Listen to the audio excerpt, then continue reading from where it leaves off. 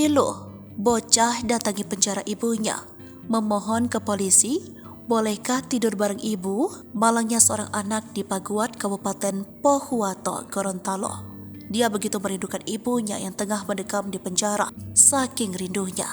Bocah perempuan itu memohon ke polisi agar diizinkan menginap dalam sel ketika libur sekolah. Aksi sang anak viral di TikTok setelah diunggah oleh salah satu akun pada Sabtu 18 November 2023. Dalam video yang beredar, sang anak tampak membawa tas besar berisi perlengkapan pribadi. Bocah tersebut kemudian mendatangi penjara tempat ibunya mendekam. Sang anak nampak membawa tas besar berisi perlengkapan pribadi.